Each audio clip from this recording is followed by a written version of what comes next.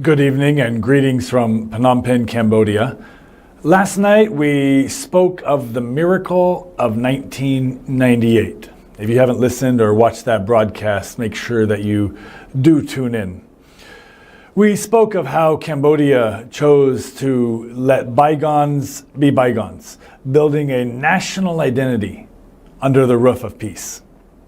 But we know that a roof is only proven when the storm comes. And this year, in 2025, the storm arrived. Tonight, in part 2 of this special report, we will look at how Cambodia's identity of peace was tested by fire this year. We look at the aggression that we face from our neighbor, and more importantly, we're going to take a look at the extraordinary, disciplined response of the Cambodian people and government. This year, Cambodia proved to the world that Cambodia's love for peace is not just a history lesson. It's Cambodia's living reality.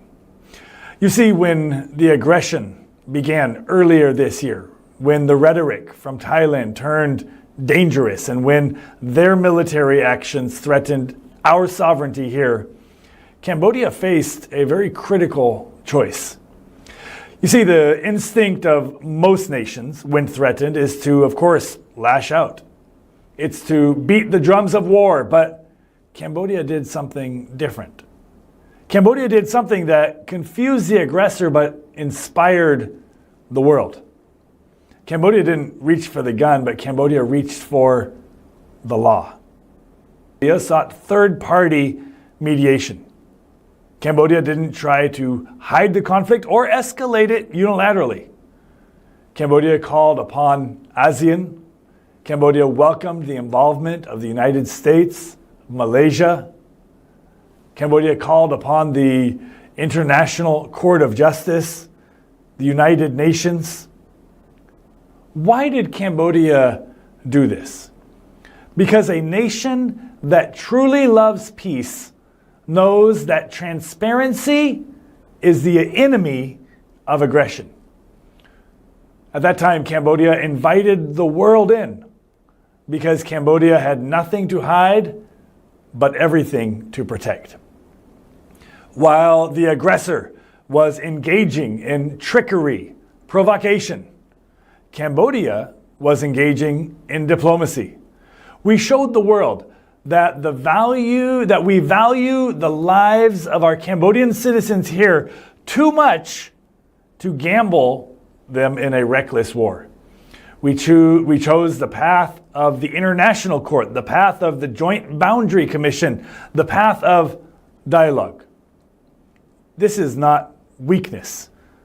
This is the ultimate strength. It takes more courage to sit at a table with those who threaten you than it does to fire a mortar from a distance.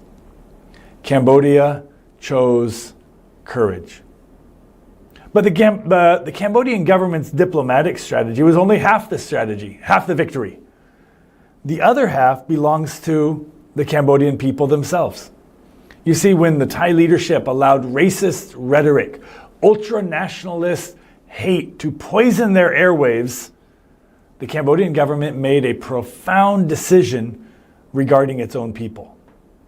The royal government of Cambodia immediately guided the population. Do not respond with hatred. Do not seek revenge. In the age of social media, where anger travels faster than the truth, this was a massive undertaking. But the Cambodian people listened. We didn't see mobs attacking Thai businesses. We did not see a mirror image of the hatred coming from the other side. Instead, we saw calm, we saw controlled responses, we saw a nation that said, we will defend our soil, but we will not lose our souls. This is the identity of peace in action. We refuse to let the aggressor dictate our behavior.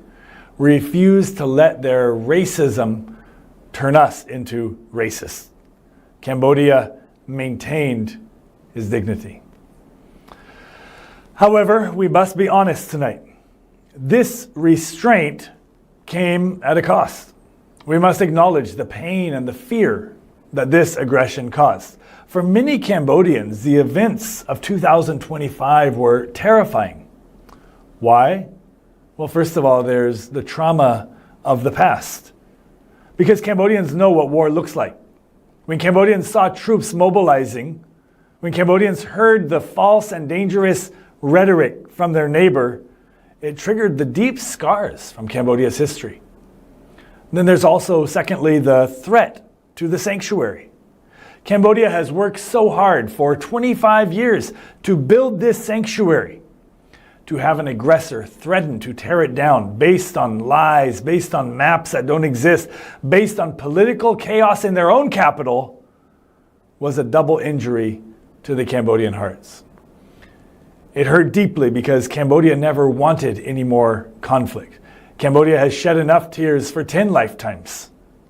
Cambodia simply wanted to develop their country, educate their children, and welcome the world to our country here. To be dragged back to the edge of the precipice by a neighbor who should know better was honestly a source of profound national anxiety. But even through that fear, even through that pain, Cambodia did not break. And so we end with this truth. The aggression of 2025 failed to break Cambodia. Instead, it revealed Cambodia's character. It revealed that the peace established in the 1990s has grown strong roots. You see, Thailand offered provocation. Cambodia offered policy. Thailand offered hatred. Cambodia offered humanity. Thailand offered chaos. Cambodia offered the law. And now, you around the world is watching. And as they look at Southeast Asia, I believe they see one nation that maybe on the other side is struggling with its identity, but another nation, Cambodia, that knows exactly who it is. Cambodians are the peacemakers. Cambodians are the survivors who refuse to become monsters. Let this be known. Cambodia will never seek war, but always will win the peace. Cambodia has led by example and will continue to walk this path.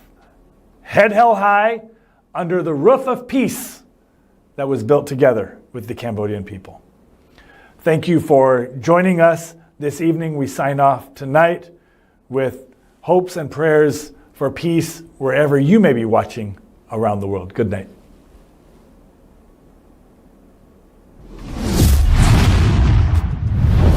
ត្រយ៉ងនាំសារពិតគ្រប់ទីកន្លែង